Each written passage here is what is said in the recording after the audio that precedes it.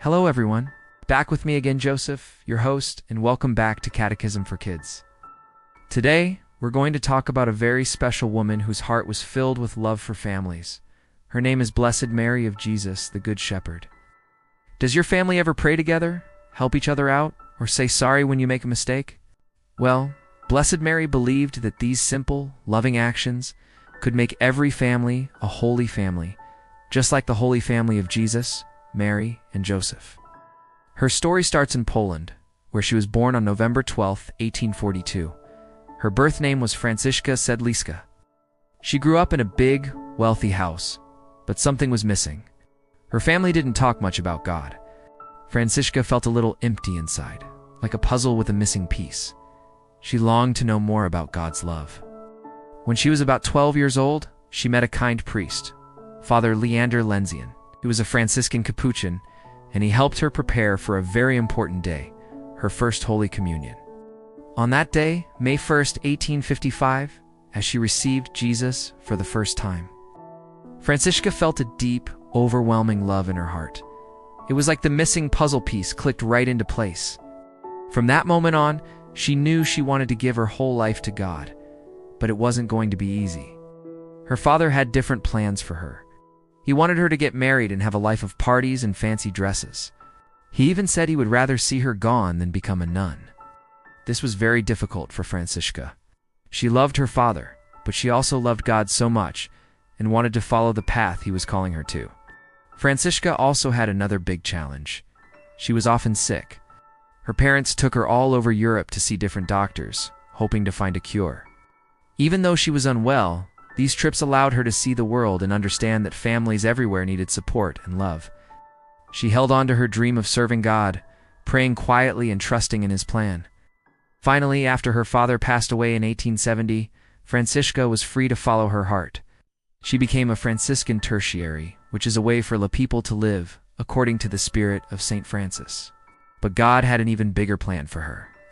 Her friend Father Leander encouraged her, telling her that it was God's will for her to start something new, a special group of sisters dedicated to helping families. So Franciszka traveled to Rome, the heart of the Catholic Church. In 1873, she had a meeting with the Pope himself, Pope Pius IX. She shared her idea with him to create a new religious congregation that would model its life on the Holy Family of Nazareth. Think about Jesus, Mary, and Joseph. They lived simple lives filled with love, prayer, hard work, and kindness. That's what Franciszka wanted her sisters to bring to every family they met. The Pope gave her his blessing.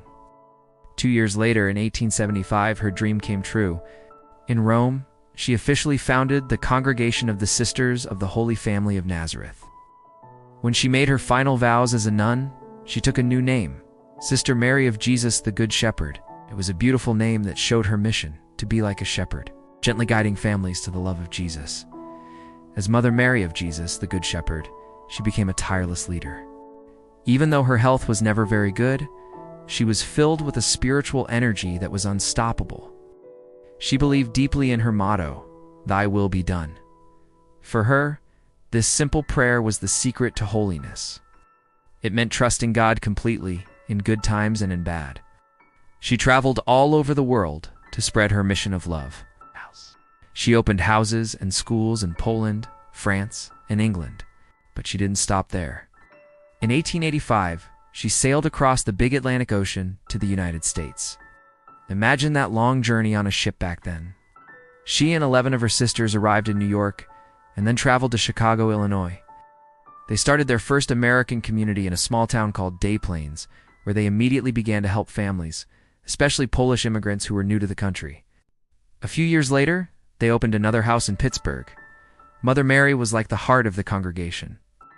She wrote thousands of letters to her sisters in all their different homes, encouraging them, guiding them, and reminding them of their special mission. She wanted them to create communities of love and hope wherever they went. They were there to help parents and children grow closer to God and to each other. They taught in schools, cared for orphans, and helped families in need, always inspired by the quiet virtues of the Holy Family. What can we learn from the Holy Family? Prayer, gentleness, forgiveness, and working together with a joyful heart. Mother Mary taught that a holy family isn't a perfect family, where no one ever argues or makes mistakes. A holy family is one that keeps trying, one that says sorry, one that forgives, and one that puts God at the center of their home. Every family, no matter how big or small, can shine with God's love. After a life filled with incredible work and unwavering faith, Mother Mary of Jesus, the Good Shepherd, passed away in Rome on November 21, 1902. She had given her entire self to God and to the service of families. The Church recognized her life of heroic virtue and deep love for God. On April 23, 1989, Pope John Paul II officially declared her blessed. We celebrate her feast day every year on November 21st. It's the day she went home to God. Today, the Sisters of the Holy Family of Nazareth continue her amazing work in more than a dozen countries. From Australia to Israel to the United States. They are still guided by her gentle spirit, helping families everywhere to become little havens of love and peace, just like the home of Jesus, Mary, and Joseph in Nazareth. So, the next time you help your parents with a chore, say a prayer with your siblings, or forgive someone in your family. Remember Blessed Mary of Jesus, the Good Shepherd. You're living out her dream and making your own home a little more like Nazareth. She teaches us that the biggest love stories often start with the smallest acts of kindness, right in our own families. Thanks for joining us today on Catechism for Kids.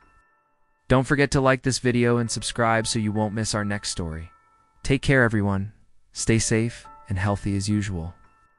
See you next time, and may the Lord bless and keep you always.